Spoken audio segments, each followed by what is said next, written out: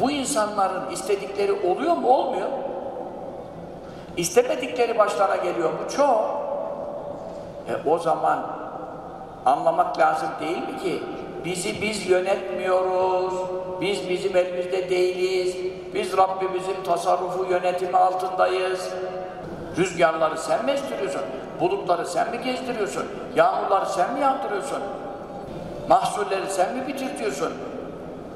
Fırtınalardan, yerlerden, sellerden ekinleri sen mi koruyorsun?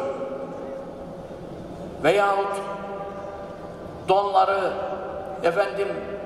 yıldırımları, şimşekleri, selleri, yerleri sen mi gönderiyorsun bazı bölgelere? Yok. Kim yapıyor bunları? Amerika mı yapıyor? Amerika yapsaydı fırtınalardan, hortumlardan kurtulamıyor.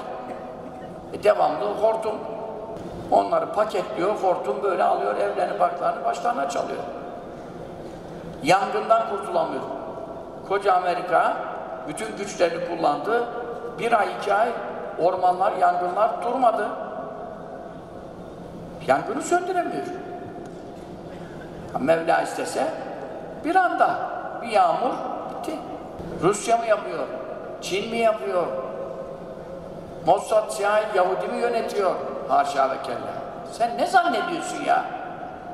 Ne zannediyorsun? O zaman nasıl ateist olursun ya? Yaratan var. Ben inanıyorum yaratan var ama elçi göndermesine ne gerek var? Ben onun için deist oluyorum. Peygambere lüzum yok haşa. Peki yaratan seni boş bırakır mı? Bırakmaz. Mantıklı mı? Hikmetli mi? Seni koyundan beter, keçiden beter, affedersin fareden beter koy vermiş gitmiş, ne yaparsan yap. Allah Teala seni ahseni takvim üzere yaratmış, en güzel surete sokmuş. وَلَقَدْ كَرَّمْنَا بَنِي Adem.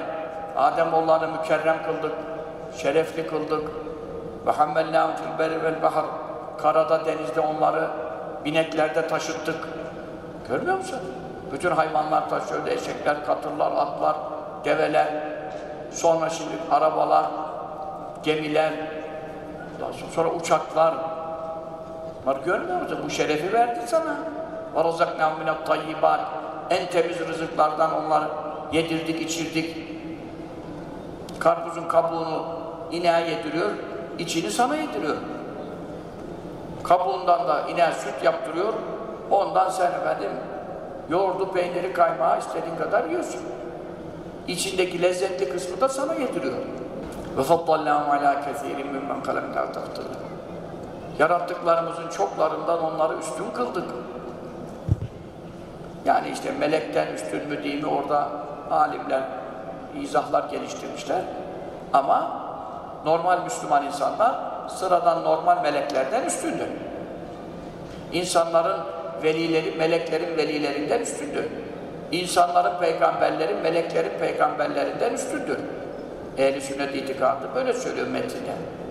Şimdi ben size bu kadar üstünlük verdim. Ondan sonra size kelpten, kediden, fareden daha değersiz görerek orman kanunu gibi ne yaparsanız yapın, istediğinizle oturun, istediğinizle yatın, istediğinizle ilişkiye girin, istediğinizden doğurun. Allah sana bunu reva görür mü ya? O zaman elçi gönderiyor. Sen Allah ile Celle Celaluhu görüşebiliyor musun? Yok. Konuşabiliyor musun? Yok. Emir yasak alabiliyor musun? Yok. O zaman elçi kaçınılmaz.